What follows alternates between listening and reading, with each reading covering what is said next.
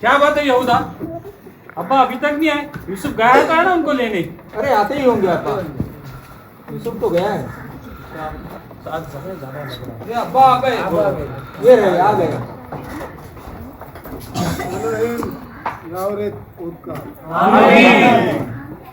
कैसे हो पुत्रों? प्रभु में आनंद है अब्बा।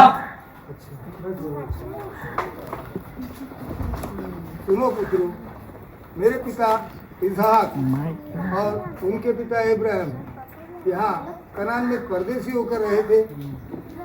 परमेश्वर का अनुग्रह हुआ और हमारा ये जो व्यवसाय है भेड़ बकरियों का, वो इतना बड़ा हुआ है, फला फूला है। यहोवा की स्तुति हो, परमेश्वर धन्य है।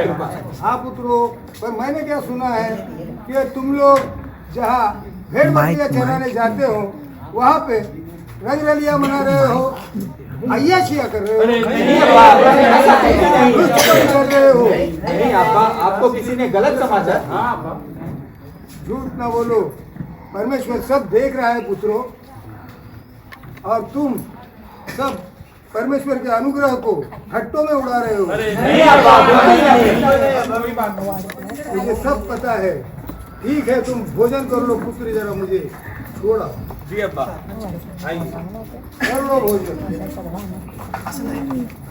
अब क्या करे भोजन भाइयों, मेरा तो मन ही नहीं कर रहा है। यहूदा तुझे भोजन की पड़ी है? मैं तो कब से ये सोच रहा हूँ कि पिता को हमारे समाचार देने वाला कौन है? हाँ? कौन है? सरकार कहीं तुम तो नहीं? नहीं भाइयों, मैं तो आपके साथ ही रहता हूँ। कहीं तुम में से कोई तो नहीं? हम तो भेड़ बकरियां चराने जाते हैं और अब्बा के सबसे करीब यूसुफ दिखाई देता है। हाँ। सही कहते हो। अब्बा के साथ गुजर तो उसका ही चालू था। देखो भाइयों, यहाँ पे भेड़ बकरियाँ हम चराते, मेहनत हम करते, और रंग बिरंगी हम करता उसको। मैं तो कहता हूँ रूबेन हमेशा अब्बा से चिपका पड़ा वो रहता है। और कल रात को भी मैंने देखा, जब मैं अब्बा के कक्ष से गुजर रहा था तो रूबेन यूसुफ अंदर गया, और जब मैं टकटकी लगा के बाहर खड़ा होके देख रहा था, जब बाहर निकला तो उसके बदन पे एक रंग बिरंगा अंदर रखा था। गिर गया रखा। हमको देखो। हाँ रूबेन, मैंने भी कल रात उसे पिताजी के कक्ष में जाते हुए देखा है। इससे यहूदा का शक सही साबित होता है। ठहरा तो आखिर पिताजी के बूढ़ापे का पुत्र, अब्बा से प्रीति भी ज्यादा रखते। ठीक कहते। मुझे तो लगता है कि वो ही है, और इसकी ये सारी हरकत देखकर तो मुझसे उसे नफरत होने लग गई है मुझे अभी।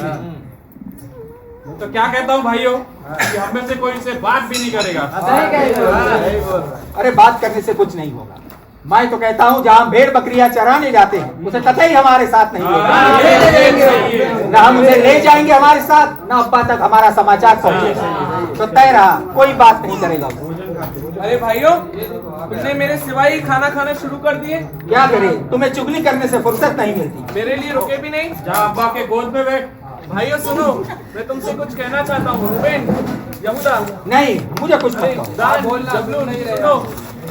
कल रात में मैंने एक स्वप्न देखा है कि हम सब भाई खेत में पुले बांध रहे हैं और मेरा पुला उठकर सीधा खड़ा हो गया है, और तुम्हारे पुलों ने मेरे पुले को चारों तरफ से घेर के उसे धन्यवाद किया। क्या धन्यवाद किया? ये कैसा सपना? क्या बोल रहा है? तुम्हें क्या लगता है मैं रूबेन, इसराइल का सबसे जेठ पुत्र, जो प्रतिष्ठा रूमर में तुझसे बड़ा हूं, तुझे दंडवत करूंगा? कदा भी नहीं हो सकता। मैं तो कहता हूँ भाइयों, ये हमारा छोटा भाई अब तक तो अब्बा को चुगली कर रहा था, अभी अनाप शनाप सपने देख रहा है। मैं जा रहा हूँ यहाँ। हाँ यूसुफ, ये मनगढ़ंत सपने हमसे कहना बंद कर दो, इससे हम अत्यंत क्रोधित होते हैं। सुना तुमने? ये कैसा सपना तू देखता है? क्या तू सचमुच हम पर राज करेगा? हम पर तो राज करेगा, ये कदापि नहीं होगा। शायद कोई मुझसे प्रेम नहीं करता। इसे समझाओ, मेरे स्वप्न का अर्थ कौन समझाएगा? क्या करूं?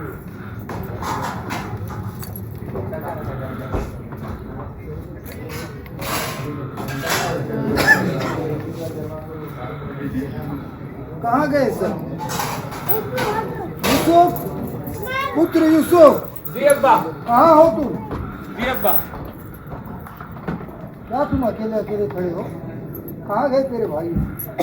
अब्बा, कल मैंने मेरे भाइयों से मेरे एक स्वप्न का वर्णन किया था जिसका अर्थ मुझे जानना था। अच्छा। वे सुनकर वे मुझसे बात नहीं कर रहे। कि हम सब भाई खेत में पुले बांध रहे हैं और मेरा पुला उठकर सीधा खड़ा हो गया है और उनके पुलों ने मेरे पुले को चारों तरफ से घेर के उसे दंडवत किया। और मैंने कल ही रात में सपना देखा है कि सूर्य और चंद्रमा और 11 तारे मुझे दंडवत कर रहे हैं।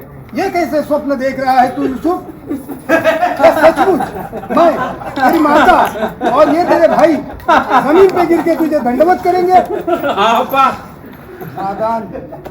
कल रात को भी हमसे यही कह बातें कर रहा था कि पहले हम भाई से दंडवत करेंगे, अब तो ये कह रहा है कि आप और माता भी इससे दंडवत करेंगे। ऐसे ही मनगढ़े सपने हमसे कहता रहता है अब्बा। चलो भाइयों अपना काम करो। मुझे कुर्सी पे बिठाओ।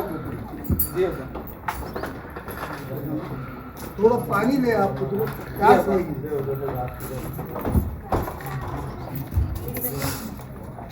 ये कैसे स्वप्न देख रहा है यूसुफ आजकल? कहीं ये हमारे इसहाक और इब्राहिम के परमेश्वर की तरफ से कोई संदेशा तो नहीं? सोचना पड़ेगा। यहूदा, रुबैन भाई सरकार, चलो हम शिकीम की ओर जाते और भेड़ बकरियों की चरा के आते। काफी समय हो गए, हम अभ्यास आज्ञा लेते। ठीक है। अब्बा, हाँ पुत्रो, हमें आज्ञा दीजिए ताकि हम भेड़ बकरियों को चरा के आए। हम कुछ दिनों में लौट आएंगे। ठीक है, चलो कुशल से जाओ। हाँ। क्या बात है?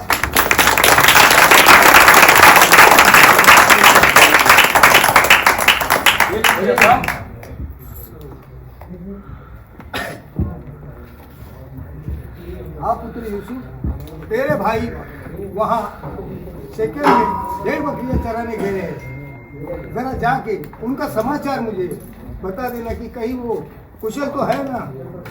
ठीक है पुत्र? जो आज्ञा, मैं हाजिर हूँ अब्बा। ठीक है पुत्र, मुझे भी छोड़ दो। जी अब्बा।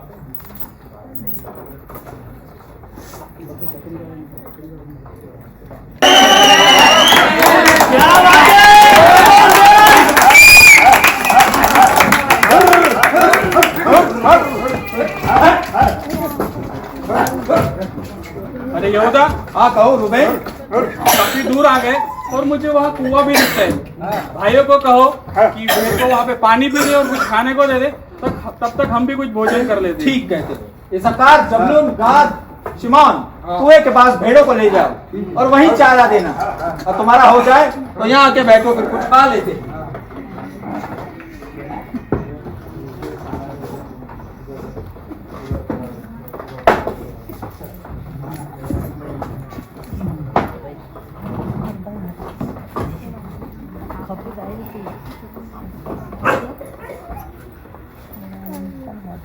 यहूदा, बोलो। ये जो यूसुफ हमारे साथ कर रहा है ना, वो भला नहीं है। हर बात पे जाके अब्बा को बता देता है। अच्छा वो हम उसे यहाँ पर नहीं लेके आए। वो तो भाइयों बात ठीक है, पर तुम्हें क्या लगता है कि अब्बा ने यूसुफ को हमारे पीछे समाचार लेने भेजा नहीं होगा? मैं तो कहता हूँ जरूर भेजा होगा। भेजा होगा भी तो क्या होगा? हम घर पे बता के हम शेकेम की ओर जा रहे, पर हम तो यहाँ दुकान में हैं। ठीक है, वो बात भी ठीक है, पर याद रखना वो आएगा तो जरूर। अगर वो यहाँ पे दोतान में हमारे पीछे आ भी जाता है तो हम भाइयों हम वापस उसे अब्बा के पास जाने ही नहीं देंगे। ठीक कहते हो आशिर। क्या कहना चाहते हो आशिर तुम? हम उसे अब्बा के पास जाने नहीं देंगे, साफ साफ कहो। मैं तो कहता हूँ भाइयों, अगर तुम्हारी सहमति हो तो हम यूसुफ का कुछ न कुछ तो बंदोबस्त करते हैं। क्या मतलब है? मैं तो कहता हूँ यूसुफ का घात कर देते। घात कर देते? क्या मतलब है तुम्हारा यहूदा? क्यों अपना ही लहू बहाना चाहते हो? क्यों अपने भाई के प्राण के खोजी हो? क्या वो हमारा छोटा भाई नहीं? यहाँ पर बैठे हुए हर एक भाई को चिता देता हूं मैं, कोई भी लड़के के ऊपर हाथ नहीं उठाएगा। समझ गए? कोई भी लड़के के ऊपर हाथ नहीं उठाएगा। इतना बड़ा किसी में छुपे खड्डे में डाल दो और कोई भी लड़के के ऊपर हाथ नहीं उठाएगा। तुम कहाँ जा रहे हो रुबेन? मैं रुबेन को देखकर। अरे शिमोन, तुम कहाँ जा रहे हो? जाने दो इन्हें। मैं तो कहता हूँ उसका बंदोबस्त कर देते हैं। जंगल काफी घना है, उसे किसी गड्ढे में ही डाल देंगे। क्या कहते हो आशेर? कोई बड़े पशु उसे खा जाएगा। वो देखो अपना सपना देखने वाला भाई आ रहा है। आ रहा है? मैंने कहा था ना आशिर, वो जरूर आएगा हमारे पीछे। आने दो आएगा तो हम उसे घर गड्ढे में डाल देंगे। नफ्ताली, इसक्कर, जबलून, आने दो उसे। जैसे ही आ जाएगा धन दबोच के गड्ढे में डाल देंगे। आने दो। अरे भाइयों, तुम यहाँ शेके दोतान में, मैं तो तुम्हें शेकेन में ढूंढ रहा था भाई। आओ, आओ, हम तुम्हारा ही इंतजार कर रहे हैं। ये क्या कर रहे हो? छोड़ो मुझे। क्या कर रहे हो ये? छोड़ो।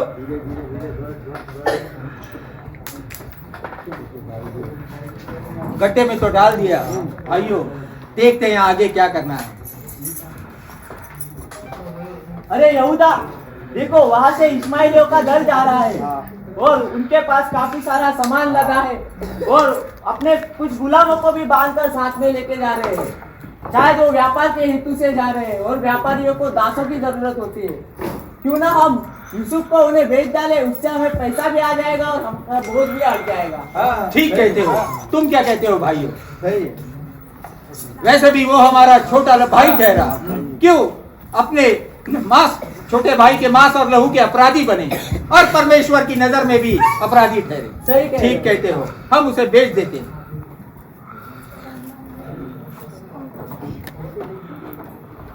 सुनो इस्माइलियों, रुक जाओ। हाँ बोलो। हमें तुमसे काम है। आप किस तरफ जा रहे हैं?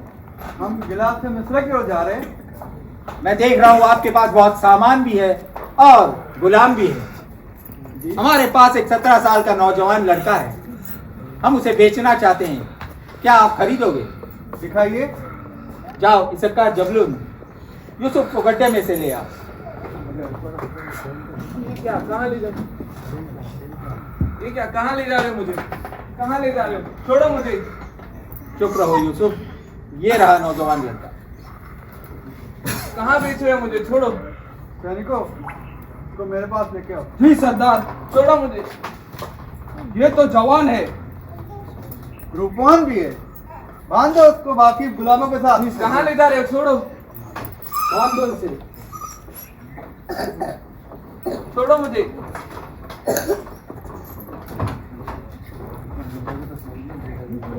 अरे यहूदा, कहो। अभी हम रुबेन को क्या जवाब देंगे? कह देंगे हमें पता नहीं। उसका अंगरखा कहाँ है इसका? ठीक है, जबलून, किसी भेड़ को काट देना। इस अंगरखे को उस लहू में डुबा के जब कनान लौटेंगे तो अब्बा को कह देंगे कि लौटते वक्त हमें जंगल के रास्ते में पड़ा मिला। अरे खड्डा तो खाली है, यूसुफ कहाँ गया? अरे भाइयों यूसुफ कहाँ गया? हमें पता नहीं। अरे हमने तो उसको खड्डे में रखने का सोचा। अरे क्या है, मैं पिता को क्या जवाब दूंगा? कहाँ गया यूसुफ? मत रो रुबेन। कहाँ गया यूसुफ? मैं कहाँ जाके ढूंढूं यूसुफ? यूसुफ कहाँ गया?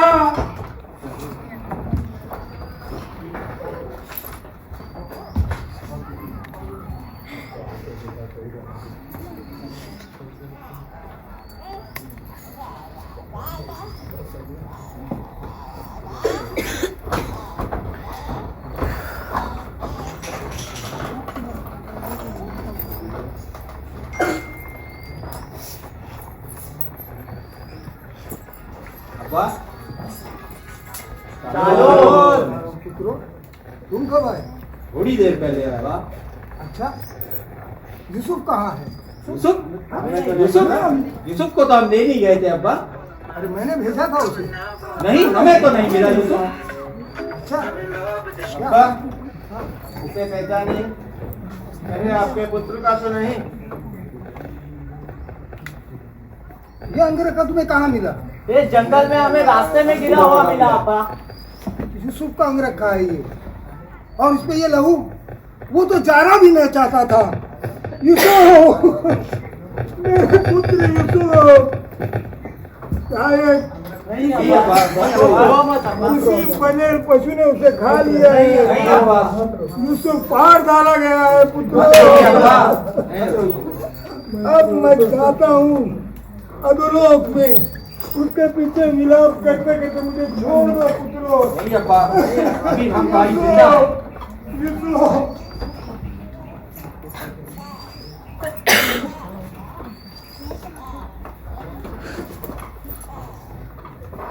अरे यूसुफ जरा यहाँ तो आना। जी स्वामी। जब से मैंने तुझे अधिकारी नियुक्त किया है, मैं महसूस करता हूँ परमेश्वर हमारे संग है। पिछले दिनों में हमने जो भी सौदे किए थे उसमें हमें बहुत ही अच्छा लाभ हुआ है। पता ही नहीं चला कि 11 वर्ष कब बीत गए। मुझे दूर देश से संदेश आया है और मैं उनको मिलने के लिए वहां जा रहा हूँ। मेरी गैर मौजूदगी में तुम यहाँ का कारोबार ठीक से संभालोगे, यह मेरा विश्वास है। जी स्वामी। कक्ष में साफ सफाई करवा दो अच्छी से। जाओ ऐसे वहां रख दो।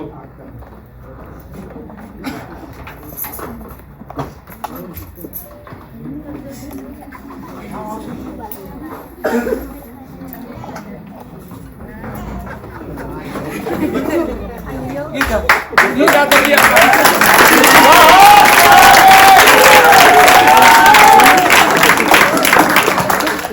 मेरा नाम इंद्र है, सम्मान है यूसुफ। ये क्या कह रही हैं आप रानी साहबा? तो सुंदर और मनभावना है यूसुफ। ये क्या कह रही हैं आप? चलो हम बेइज्जती करते हैं। नहीं रानी साहबा, ये नहीं हो सकता। क्यों नहीं हो सकता? क्योंकि इस घर में जो कुछ है वो मेरे हाथ में है। उसे मेरा स्वामी कुछ नहीं जानता और उसने अपना सब कुछ मेरे हाथ में सौंप दिया है। और उसने तुझे छोड़ जो उसकी पत्नी है मुझसे कुछ नहीं रख छोड़ा। इसलिए भला ऐसी बड़ी दुष्टता करके मैं परमेश्वर का अपराधी क्यों बनूं? नहीं नहीं, ये नहीं हो सकता।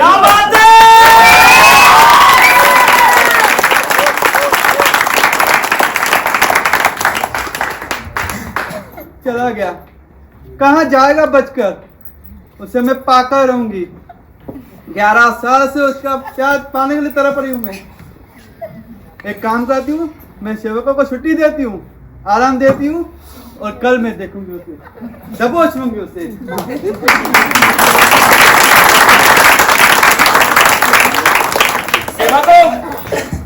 सेवक कहाँ है सब? कोई दिखाई नहीं दे रहा। आज घर में इतना काम पड़ा है और कोई सेवक नहीं नजर आ रहा। आज ना कोई भीतर है ना बाहर। कहाँ है सब सेवक?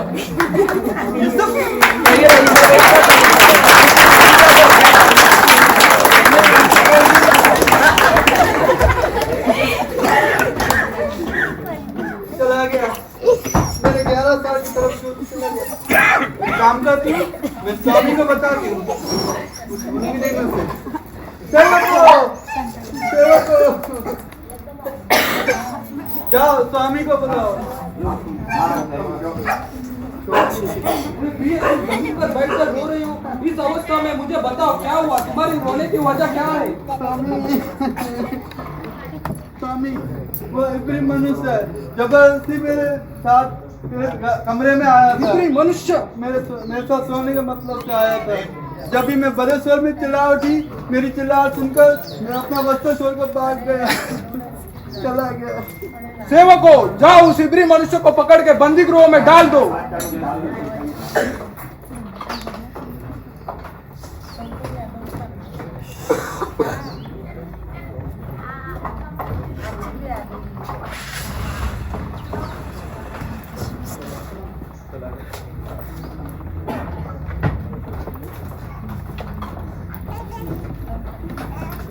हे इब्री मनुष्य, जी दारोगा। 2 साल पहले तुम बेड़ियों में इस बंदी गृह में आए थे और आज तुम यहाँ पे सब कैदियों के खाने पीने की और बाकी सुविधाओं का तुम देखभाल अच्छे से कर रहे हो। जी दारोगा। इसमें तुम विश्वास योग्य ठहरे हो। और यहाँ पे फिरौन ने अपने खिलाने हारे और पिलाने हारे के प्रधानों को रखा है। तुम उनका ठीक से ध्यान रखना और उनका समाचार मुझ तक पहुँचाना। तो आज्ञा दारोगा। आता हूँ मैं। और तुम्हारा पेट ठीक हुआ? तुमने खाना खाए?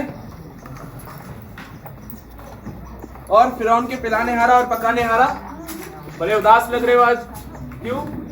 मैंने एक स्वप्न देखा, उसका फल बताने वाला कोई नहीं। क्या स्वप्न का फल कहना परमेश्वर का काम नहीं?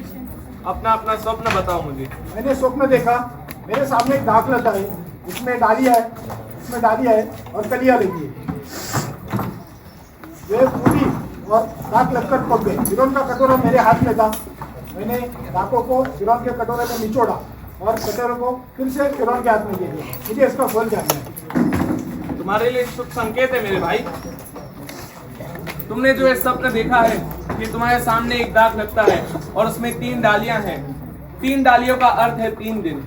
और अब से 3 दिन के भीतर फिरौन तुम्हारा सिर ऊंचा करेगा और तुम्हें तुम्हारे पद पर फिर से नियुक्त करेगा। सच में मुझे फिर से नियुक्त करेगा पक्का? और जब तुम्हारा भला हो जाए तब मुझे स्मरण करना और मेरी चर्चा कृपया फिरौन से चलाना और मुझे यहाँ से छुड़ा देना, क्योंकि सचमुच इब्रानियों के देश से मुझे यहाँ छुड़ा कर लाया गया है और मैंने यहाँ भी ऐसा कोई अपराध नहीं किया जिसके कारण मैं इस कारागार में डाला जाऊँ। ठीक है, मैं फिरौन से बात करूंगा। धन्यवाद। मेरे भी एक स्वप्न देखा। बताओ। वैसे के ऊपर सफेद रोटी की 3 टोकरियां फिरौन के लिए उसने पकाए वस्तु थे। ऊपर की टोकरी में से पक्षी उन वस्तुओं को आ रहे। ये स्वप्न का अर्थ बताओ। तुमने जो ये स्वप्न देखा है कि तुम्हारे सर पे 3 सफेद रोटी की टोकरियां हैं, वे 3 टोकरियों का अर्थ है 3 दिन। और अब से 3 दिन के भीतर फिरौन तुम्हारा सिर कटवा कर तुम्हें एक वृक्ष पर टांग देगा और वहां पक्षी तुम्हारा मांस नोच नोच कर खाएंगे। ये कैसा स्वप्न है परमेश्वर? ये कैसा स्वप्न है? ये कैसा स्वप्न है?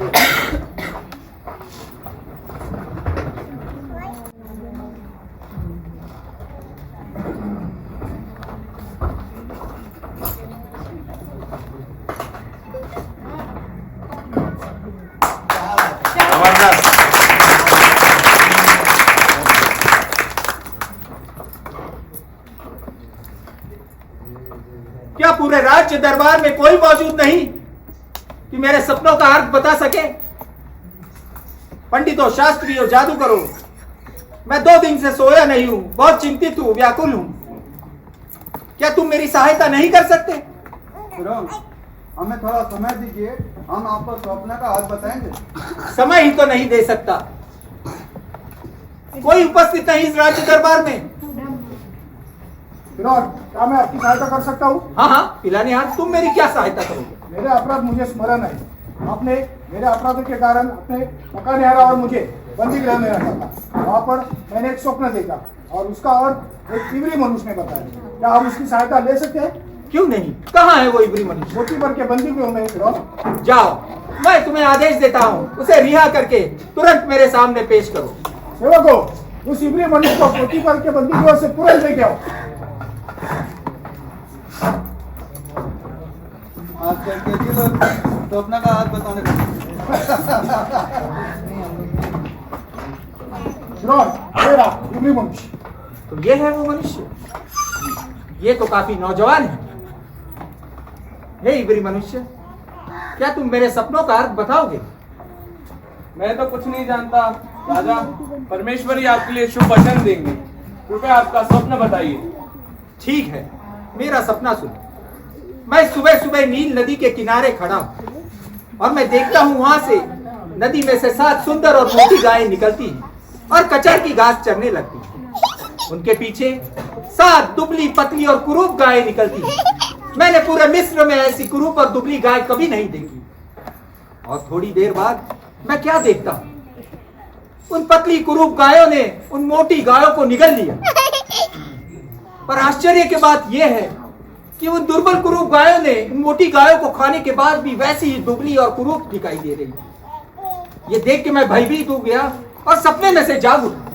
इसका क्या अर्थ हो सकता है इब्री मनुष्य? राजा, आपने कहा था कि आपने 2 स्वप्न देखे हैं। आपका दूसरा स्वप्न भी बताइए राजा। राजा, हम आपके पुराने सेवक और ईश्वर की उच्चतम शिक्षा पाए हुए लोग हैं। आप हमारी छोड़कर इस इब्री मनुष्य की जो बंदीगृह में था उसकी सुनेंगे? हमें समझ दीजिए। समय ही तो नहीं दे सकता। मेरी चिंता और बढ़ती जा रही है। मैं तुम्हें मेरा दूसरा सपना बताता हूँ। मैं खेत में खड़ा हूँ और मैं देखता हूँ एक ही डंठल में 7 अच्छी और मोटी बालें अन्न से भरी हुई निकली। उनके पीछे 7 छूची और पूछी, पुरवाई से छूची हुई बालें निकली। थोड़ी देर में देखता हूं उन छूची और पतली बालों ने उन 7 मोटी अच्छी बालों को निगल लिया। ये देख के फिर मैं भयभीत हो होता और नींद से जाग उठा। इसका अर्थ क्या हो सकता है इब्री मनुष्य? राजा, आपका स्वप्न एक ही है। यह बात वही है जो परमेश्वर आप करना चाहता है, उसे उसने आप पर प्रकट किया है। राजा, जो 7 अच्छी गायें हैं और मोटी सुंदर गायें हैं वे 7 वर्ष है, और जो 7 अच्छी और अन्न से भरी हुई बालें हैं वे भी 7 वर्ष है। स्वप्न एक ही है राजा, उनके पीछे जो पतली दुर्बल कुड़ौल गायें निकली वे, और जो चूठी पुरवाई से मुरझाई हुई बालें निकली वे अकाल के 7 वर्ष है। राजा, यह बात वही है जो मैं आपसे कह चुका हूँ कि परमेश्वर जो काम करना चाहता है उसे उसने आपको दिखाया है। राजा, सारे मिस्र देश में 7 वर्ष तो सुकाल के और बहुतायत उपज के आएंगे, उनके पश्चात 7 वर्ष अकाल के आएंगे। राजा, यह बहुतायत की उपज सारे मिस्र देश में फिर कभी स्मरण न रहेगी, क्योंकि अकाल अत्यंत भयंकर रहेगा। और राजा, आपने जो ये स्वप्न 2 बार देखा है इसका भेद यही है कि यह बात परमेश्वर की ओर से नियुक्त हो चुकी है और परमेश्वर इसे शीघ्र ही पूरा करेगा। शीघ्र ही होने? जी राजा। मेरे पूरे मिस्र पे इतना महासंकट आने वाला है। राज्य दरबार के पंडितों, शास्त्री और जादूगरों, तुम्हारी क्या राय है इस बारे में? समय दीजिए। फिर समय मांग रहे हो? समय ही नहीं दूंगा मैं तुम्हें। हे इब्री मनुष्य, क्या तुमने मेरे सपनों का अर्थ तो बताया? अब इस महासंकट में तुम ही मेरे एक उपाय या सुझाव बताओ। राजा, आप किसी समझदार और बुद्धिमान पुरुष को ढूंढ करके सारे मिस्र देश पर प्रधानमंत्री ठहराइए और देश देश पर अधिकारियों को नियुक्त कीजिए, और वे उन अच्छे वर्षों में सब प्रकार की भोजन वस्तु इकट्ठा करें और सारे मिस्र देश की उपज का पंचमांश लिया करें, और नगर नगर में भंडार गृह भोजन वस्तुओं के लिए आपके वश में करके उनकी रक्षा करें, और वे भोजन वस्तु उन अकाल के 7 वर्षों में जो मिस्र देश में आएंगे देश के भोजन के लिए रखी रहे, जिससे कि देश का उस अकाल से सत्यानाश न हो जाए। बहुत खूब इब्री मनुष्य, मैं तुम्हारे सुझाव से अति प्रसन्न हुआ। मैं पूरे राज्य दरबार में उपस्थित लोगों को पूछता हूँ, क्या इस जैसा बुद्धिमान और ज्ञानी पुरुष हमें मिल सकता है? नहीं। जिसमें परमेश्वर की आत्मा रहती है। मैं विश्वास करता हूं कि तू मेरे घर का अधिकारी ठहरेगा। तेरी आज्ञा के बगैर मिस्र की प्रजा अपने हाथ पांव भी नहीं हिलाएगी। इसलिए मैं तुझे पूरे मिस्र देश पर प्रधानमंत्री ठहराता हूं। आज से तुम्हारा नाम सापनत पाने होगा। ये राज्य अभिषेक की अंगूठी और ये सोने की जंजीर। जाओ सापनत पाने, राजमहल के बाहर तुम्हारा रथ खड़ा है। तुम्हारे सुझाव के अनुसार मिस्र के हर नगरों में जाओ, अधिकारी नियुक्त करो, भंडार गृह बनाओ, ताकि आने वाले समय में मिस्र को उस अकाल से हम बचा पाए। जाओ सापनत पाने, ये मेरा आदेश है। जो आज्ञा राजा।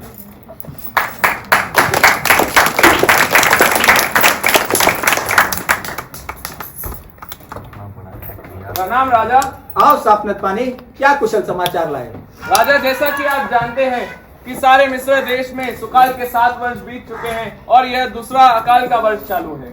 तो हमने जो मिस्र देश के भंडारगृह में भोजन वस्तु इकट्ठा किए थे, उसमें से कुछ देश ने हमसे 40 चांदी की किक्कार में भोजन वस्तु मोल लिए हैं, और हारान देश ने हमसे पूरे 60 चांदी के किक्कार में भोजन वस्तु मोल लिए हैं, और गोजान देश ने हमसे 80 चांदी के किक्कार में भोजन वस्तु मोल लिए हैं, और सबसे ज्यादा अशूर देश ने हमसे 120 चांदी की किक्कार में भोजन वस्तु मोल लिए हैं।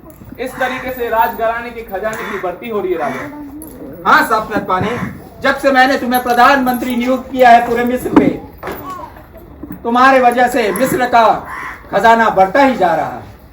इसलिए मैं कहता हूँ, अच्छा मुझे एक बात स्मरण हुई। तुम्हारे भाई जो कनान से आए थे 2 बार भोजन वस्तु लेने के लिए, उनका क्या कुशल समाचार है? जी राजा, वे 2 बार अब्बा के कहने पर आए थे, और दूसरी बार में मेरा छोटा भाई बिन्यामीन भी आया था, जिसे देखकर मैं अपने आप को रोक न सका और अपने आप को उन पर प्रकट कर दिया। क्या तुम्हारा छोटा भाई भी है? जी। ये तो बहुत खुशी की बात है। देखो सापनत पाने, तुम तो मिस्र के प्रधानमंत्री थे, पूरा मिस्र तुम्हारे सामने पड़ा है। क्यों न तुम अपने पूरे परिवार को कनान से ले आके यहाँ मिस्र के किसी हरे भरे भाग में बिसा देते हो। जाओ सापनत पाने, ये मेरा आदेश है तुम्हें। रथ ले जाओ, ऊंट ले जाओ, पूरे परिवार को ले आओ कनान से, और मिस्र के किसी हरी भरी जगह पे बिठाओ। जो आ गया राजा। और दूसरी बात, अगर तुम्हारे भाइयों में से कोई मेहनती पुरुष है तो मेरे राजमहल के पशुओं का अधिकारी ठहराता हूं मैं उन्हें। जाओ सपनत पानी, जाओ।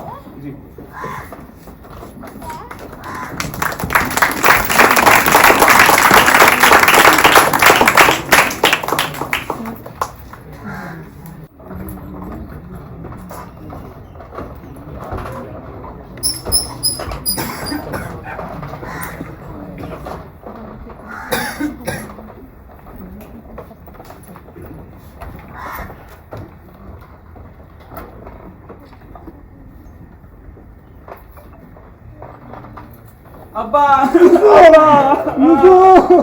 अब्बा मेरे पुत्र कैसा है तू? अब्बा अच्छा हो, आप कैसे हैं अब्बा?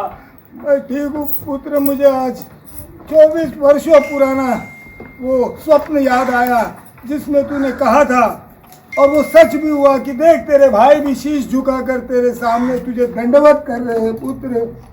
और अब तो मुझे मृत्यु से भी दुख नहीं है। नहीं अब्बा, ऐसा ना कहिए अब्बा। हाँ पुत्र, तुझे देख के, कुशल देख के मुझे बहुत अच्छा लग रहा है पुत्र। अपने भाइयों से भी मिल ले। यूसुफ, अपने भाइयों को क्षमा कर, कृपया हमें क्षमा कर। क्षमा करो। डरो मत, क्या मैं परमेश्वर की जगह पर हूँ?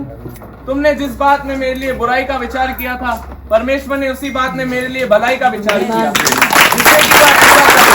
ऐसा आज के दिन प्रकट है कि बहुत से लोगों के प्राण बचे हैं।